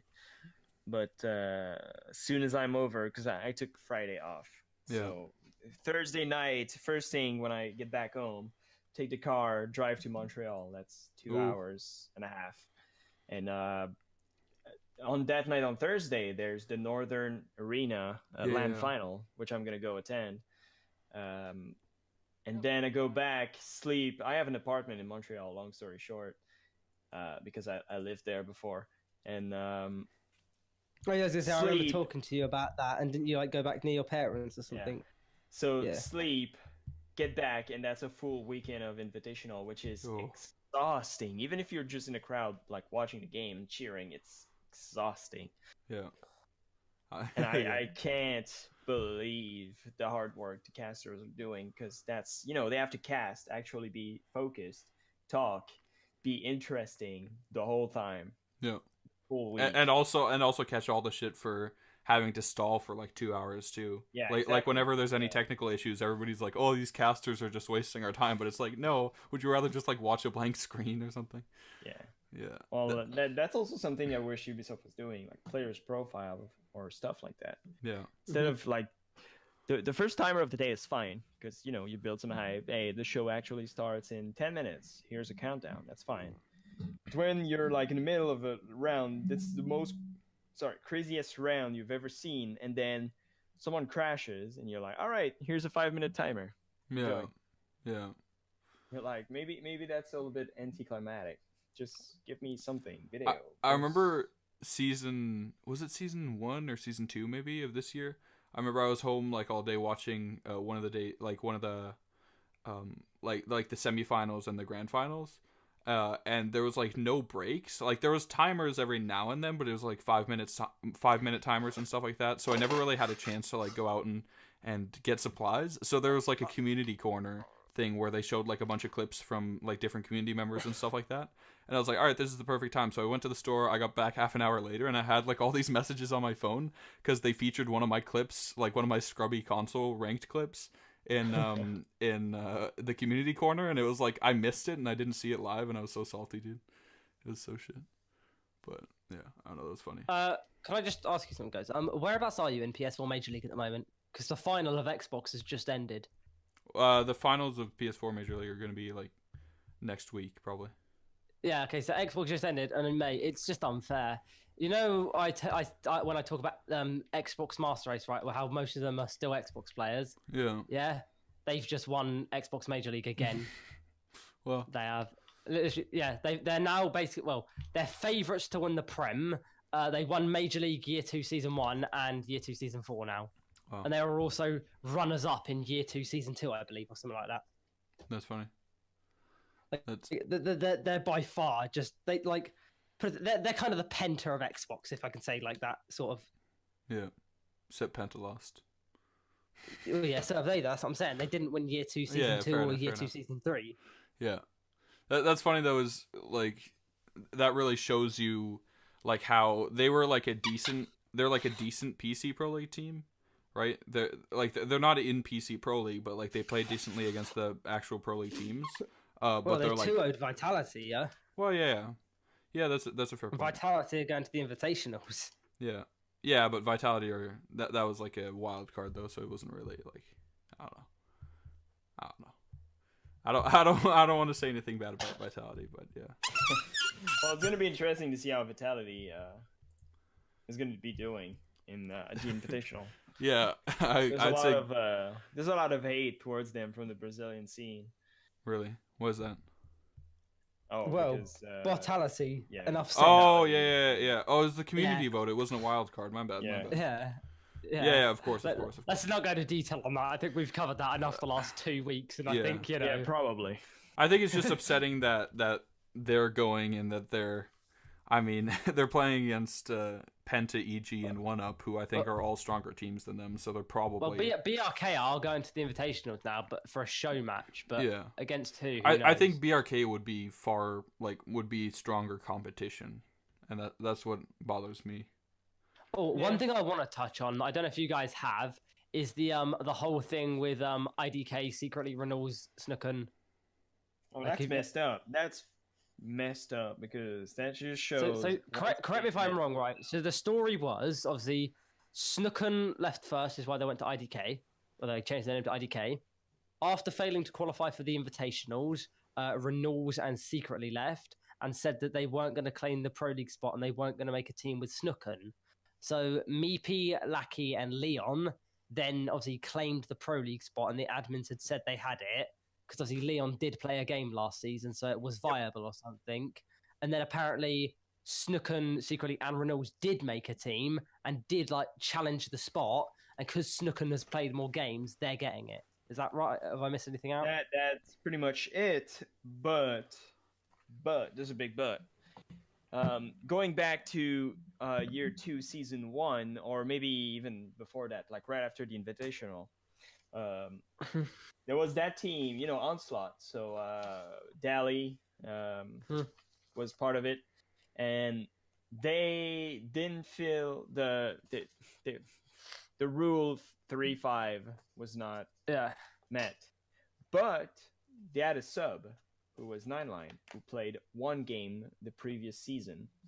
And the situation was, there was a Pro League team that disbanded, and one of the top Challenger League team would be taking it. Or I think there was a qualifier back then, because Challenger League was not really the way to get in just yet. And one of the team had to get it. Onslaught was first, and the second one was Enix. Onslaught had 2 original player and 1 sub. Enix, 5 original player. Onslaught got the spot in Pro League because ESL said 9line, who was the sub the previous season, played 1 game, and because of that, he counts as a player. So why is it different in a case of, I don't know? Yeah, that's just my question. It's like, that's well, inconsistency. The thing is, they count, like, IDK got the Pro League spot, so it is the same situation, but I guess they just count Renewal, Snooken, and Secretly more because they played more games. I don't really resent that necessarily, like, just like the actual the end result. I don't resent the end result that Snooken, Renewals, and Secretly got the spot because they do fill the 3/5 rule, and they all played more games than Leon. The thing is that the admins told Meepy that they were keeping their Pro League spot, and then later were like, "No, never mind." And that's the issue that I have, is that they changed their mind. Yeah, they changed their mind, which is like, yeah. Well, even if you consider them as the 3 as a team, it's not really the case because they left the team. So you don't get to keep the team and steal the spot like that. That's true. That's true. Like, completely start over. You should not be counting as part of an original member. Yeah. Well, I guess I feel like the context has something to do with it, and ESL is just like, yeah, we're gonna ignore that. Yeah, that's true. I think it's been handled poorly, especially BK telling Meepy directly that he gets to keep the spot and then going back on it. I think that's the biggest mistake. And yeah, like you said, the thing is, since they left the Pro League team, and then made a new team, although there are 3 members from the Pro League team, count as a new team. Yeah, that's the thing is, that's actually an interesting point to bring up, because, like, say a team like EG, like, say Canadian, NVK, Necrox, and Young left, and like that they left EG and they made their own team. Like, I'd say that they deserve the Pro League spot, but they don't, like it's still a different team. But that's a different situation, obviously, because there's more players, but also because, like, the existing player wouldn't have any claim to the spot. Like, I think the existing Pro League team of IDK have more of a claim to the spot because it's the actual team that was in Pro League. Yeah, I mean, the claim is stronger. And just coming back to my Onslaught example, they said that the sub who played 1 game counts as an original member. Yeah. So that's done. Leon count as an original member. So IDK should keep the spot. Yep. Agreed. I think that's ESL, and sometimes I feel like ESL is still wondering what they're doing with Rainbow Six a lot of the time. I just wish Ubisoft could handle the whole thing themselves. Yeah. A little bit like Riot Game and League of Legends. Yeah. I don't really follow that scene at all, so I don't really know the analogy, but I've been told I should try my hand at casting League of Legends. I'm not sure. I have no clue about any of It's a very different game. yeah, I have It's no clue very about different. anything involving League of Legends, so yeah. Like I wouldn't know where to start. But things doing thing and magical things and thing. Yeah. The guy did something over there, I think. Yeah, that guy did something kind of useful, I think. I honestly I still have no clue what like the goal in League of Legends is, or like how you even play it. Neither do I. I played a bit of League, and I've had to watch Dota 2 a lot. I watched the last TI because right before the TI, I went at Ubisoft to do stuff. Ooh. And I got to talk with the devs a lot, and a lot of devs are big fans of Dota. And a lot of their decision on how they handle the scene and how they want it to be and how they aspire to be as a competitive game, they're more intensely looking at Dota than they are looking at Counter-Strike. And I was like, well, that's interesting. I might as well just try to understand that by watching some, game of Dota. And what is a better way to start than in the actual TI? Yeah. So I'm glad I did, because I can see some resemblance between Rainbow Six and Dota, even though one is a MOBA and one is an FPS. Right. Yeah. I don't know.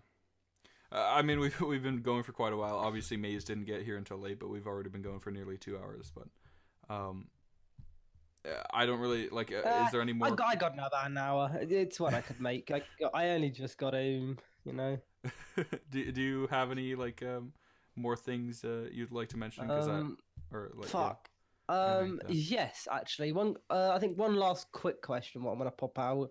Something that we started off when we spoke to Morzaks and Dokyen. It was do you think attackers, 3-speed attackers, should lose the ACOG site? Nope. I don't see it. Simple as that. Just a nope. Yeah. Yeah. Nope. Because we've talked briefly about it, and I have a very specific way of seeing how defense should be handled, particularly. I've seen you play a lot of Habana. So is that why? No, not even. It's the way I think defense should be played, and the way I think defense should be played is, you get a lot of ground of the map. You take as much ground as you can, then that's the roamer, but you just fall back shortly, then fall back a little bit more, then fall back a little bit more. Just waste as much time as possible without really engaging in long gunfights. And a lot of the time, if you're a defender and peek a long angle on an attacker who's holding that angle with an ACOG, if you die, that's your fault. You did not have to peek that angle. You could have just stayed on your corner, waited till the attacker push you, because if he's going to push you, it makes some noise. Now, you can argue that the sound is busted in the game and it's completely broken, but that's another problem. If you're a defender, you don't have to peek him. You don't have to be aggressive towards the guy who's holding an angle. The guy holding an angle actually has to come to you and try to plant. So you don't really have to challenge it. So I don't think it's a problem. But there's different play style and ways to see how you need to handle defense and offense. But it's just something I want to get your opinion on, because when we spoke to Dokyen and Morzak, they actually had differing opinions. I believe it was Morzak said he was saying that he thinks they should get removed, whereas Dokyen just completely disagreed and thinks they're perfectly fine the way they are, similar to you. Yeah, well, there's a lot of debate recently about it, and I feel like most of it comes from Skies. Who's I don't want to say complaining, but sometimes it sounds like it. But it sounds like he's whining a lot of the time. He has this very defined play style, which is super aggressive. Yeah, and I feel like just by the way he plays it, the ACOG is actually a problem, because he's going to be the kind of player that's going to peek along all the way to try to kill. Yeah, I mean, I mean no disrespect when I say this. I mean, I love Skies. He's an absolutely fantastic player. But I think sometimes the way he whines and moans is just so childish. I think for me, like, I do the exact same thing. Like, I know if I watched my own streams, I'd be annoyed by it. How often I complain about ACOGs, because I do exactly what Helbee you're saying, is I play really, really aggressively in ranked, and I just always go for the kills when I can. Meaning that a lot of the times I'll peek an angle and there's just a guy standing there with an ACOG, and I get annoyed because I'm like, why are you just, why can't you just do anything? Yeah. But See, but like you said, I have a completely different view because I'm actually a support player and an anchor and stuff. So I tend not to get as aggressive, so I'm not really complaining that much. yeah, You know, I mean, if anything, I use ACOGs myself a lot of the time. So, but I feel like some of the problem about it is 3-speed are broken, not Yeah. because they're OP, because the hit reg is shit, and Yeah. some of it has to do with recoil pattern that messed up the way your bullets are shooting. right. So they it's like I can see where this problem is coming from, and that's one way of handling it. But I feel like there's a bigger problem that needs to be solved before we come to the conclusion that ACOGs are OP and we need to remove them completely from 3-speed operators on offense. Yeah, I agree. The thing I said at the time, which, I mean, I'll just brush over it quickly because I don't want to repeat myself from previous episodes, but I think it still holds some merit, is I think because of the way defenders have always had, there's always been a divide between, there are some defenders who have ACOG and some defenders who don't. Like, which defenders it has, or which defenders that have it have changed over time, but there's always been a divide. But on attack, every operator's always had access to ACOG. So I think the issue is if you suddenly change how all the how parts of the operators on attack work, you're changing the entire play style on attack, because you like suddenly if Ashe and Hibana and IQ and these operators don't have ACOG, then suddenly you have to play differently and you have to swap around like I think it just changes the game in a way that's unnecessary. Yeah, well, I mean, it comes down to something I said earlier, and you can quote me on it. I said CLG is usually a team that learn new meta a little bit slower than other teams. Yeah, and I think that's kind of a thing here again. They don't adapt as well as other teams, but once they get the meta, they're good. But they don't adapt as well as a team like Penta or EG. Right. And I think that's part of it too, from Skies, that individually has his own very aggressive playstyle that works, but if a team is able to shut him down completely, he's not the fastest player to adapt. Right.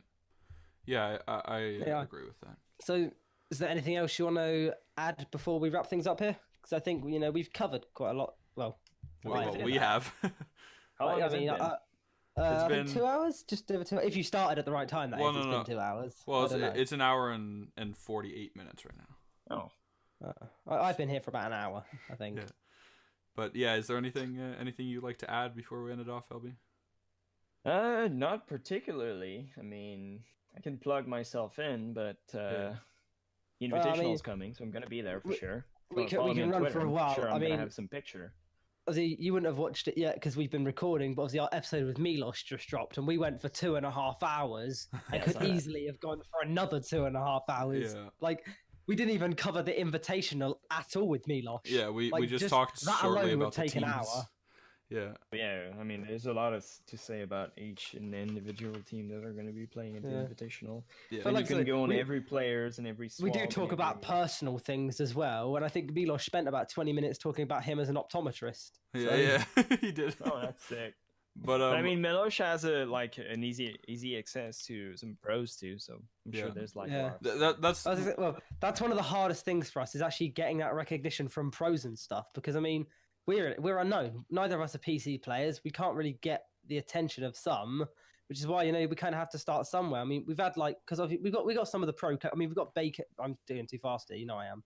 But yeah, we've got Bacon, Shas, Fabian in here. So we've got, and I think Panari wants to come on after Invitationals. So does Zoronic. some other people. But yeah, like everyone we have in here has happily said, we can help you get more people if you want. Yeah. I mean, one person I know I've had an absolute shit ton of people asking me to get is either Pengu or George. Yeah. And obviously we have Shas here who could talk to Shas and Fabian who could talk to Darkin Pengu, also offered to and do that. yep, and Ranger who could talk with George. So that's definitely nice to have. Like, I mean, we could do. With all I the made a help we comment could get, about it a while back. I was like, why is there no podcast? Yeah. But that's what we were saying. I mean, if anything, you made us. now there's It sounds some stupid, around. but you made us. Yeah. Now there's like some podcasts around. That's nice. Because I can't even lie, your post is how I met Ghost. Yeah, and like the whole thing is like Ghost said, "Yeah, I'd love to do something like that if only I could find someone interested." My response was, "Yeah, I'd love to do something." A month later, bang, we've got our first episode with Jane on, and we hit the ground running. I think like the Siege, or well, especially the PC community, since it's a lot more mature than the console, or at least especially PS4. Like the people are really helpful and nice, and I mean, like you, of course, because of course this whole thing started because of your tweet, like Maze was saying, and like people just kind of want to be helpful and want to come on and stuff like that. So I think growing a podcast like from the ground up hasn't been very hard at all. Like, I don't know, Maze is the one getting all the guests, so yeah. I mean, it's like, to be fair, like I said, because I need to put my weight here. I mean, Ghost does all the editing, he does the recording. I need to help him out in some way. So my job is literally I grab the guests, I sort the guests out, I make sure they're fine with timings and stuff. That's what I do. While I leave Ghost to do all the editing and recording and the more technical stuff, if you know what I mean. Yeah, and that's the thing about the Pro League. It's a very closed community on PC anyway. But once you get in and you get like to talk to the people are not like scared, and they're gonna help you if they can. That's one. I mean, it's one thing I've always said. If and when I do move to PC, I know for a fact I'm never gonna be a pro player. I mean, I'm too young. I won't be old enough to play by the time this game won't be alive. Or I don't think by the time I'm old enough to play in like 2 years, maybe. But don't push Hopefully it. they fixed a lot of things by then. Hopefully, yeah, the hit reg will still be like Ella's still gonna have be blatantly overpowered. They're gonna change Ella to have like one bullet in a mag. Yeah. Oh my god. And people will still be crying for a nerf. Yeah. Man, Ella, by the way. Yeah. So yeah. What was I saying? What was I saying before we started talking about Ella again? Again. You're just saying that like nothing on that stream and not that stream. That's it. You said you were doing nothing on that podcast, and I wouldn't become a pro player. I know for a fact I'd be perfect as a coach because I make strats, I can adapt, I create new things. I'm always thinking about the game. It's like I said earlier, my knowledge of the game is fucking ridiculous. It's up there with some of the best. It's my gun skill that lets me down. So PC, yeah, I'd be a good player, but I'd be an even better coach and an analyst. Yeah, and there's definitely going to be more space for that in the next year. I mean, I've got to move to PC though, just so I can help out. It's a bit easier then. Yeah. I mean, if you're going to be doing that, you don't need a big PC. Like, you don't need a 1070, 1080 with like. Well, you can be. How much money would you say for a cheap PC to run? Just to run Siege. If you want to run Siege the same way console runs Siege, it's probably very cheap. I'd be fine. Genuinely, I'd be fine with the way it runs on 60 console. FPS Siege is like perfectly fine for me on PC. Well, yeah, but also I've never played any games at higher than higher than a 60 hertz monitor. So. Oh yeah, 144 will change your life. Yeah, I'm sure. Someday. But yeah, definitely. In the future, maybe. I mean, when I see some people going, I want a 4K monitor, I'm like, no. Yeah. If I ever switch, it's gonna be from 144 to like 260. Yeah. Hertz. It's like it's crazy how such a big difference it makes. Yeah. I'm really excited to move to PC. It'll happen eventually, but yeah. For now, I'll tell you what. I will say this now though.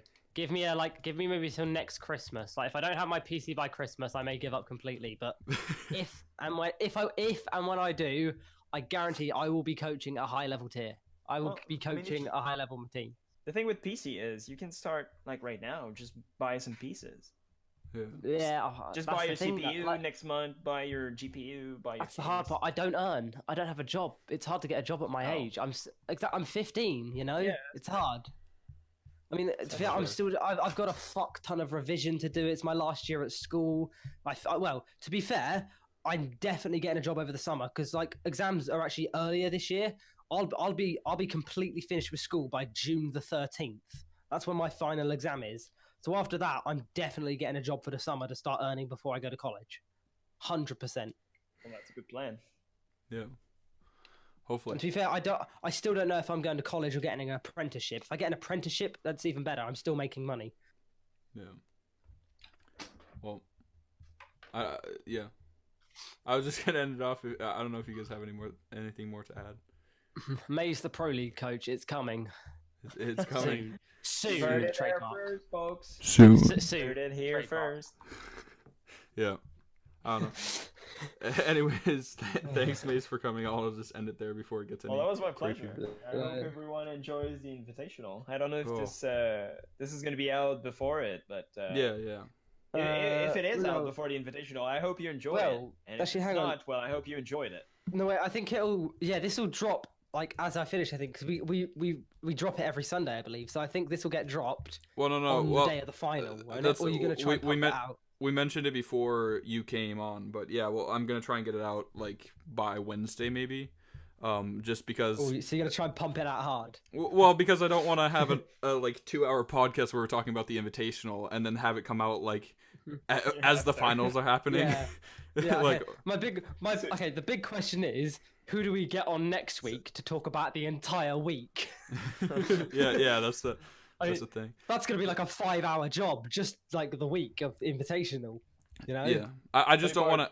Sorry, go on. Go on. Okay, the funny part would be me calling, hey, I think Penta's gonna win, then Steve lost first round. Yeah, I was gonna even get out of the bracket, and you're like, oh my god, this guy's dumb. I was just gonna say, like, I don't. Just got like 10-0'd by Vitality, and then 10-0'd by like the loser. That's exactly what I was gonna say, dude. I was gonna say like, I'm sitting here like, oh, Penta's probably gonna be like the best team there, like roster wise, and then people are gonna be watching this in a week, like, holy shit, they just got 10-0'd by Vitality.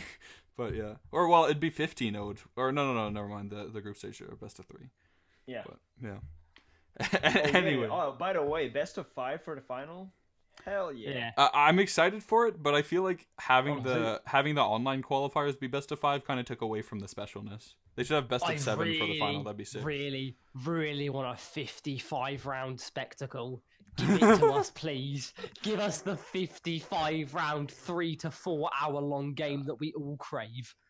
Need a break. That'd be so ridiculous. Like, they'd actually have to take a break. Like, nobody can play Pro League for 5 hours. It's just not possible. You'd need a break in there. To be fair, okay. One thing I have to say I'm excited for, I'm really looking forward to seeing Laxing's pre-game poop again. It sounds stupid, but it's a part I've always liked looking at. Like every game back at Gamescom, did you not see it? No, well, I don't really. Before every game, like about 10 minutes before they were set to go on stage and play, he'd always post a selfie of him sat on the toilet taking a shit. I never saw it. That's funny. But... Missed that too. Yeah.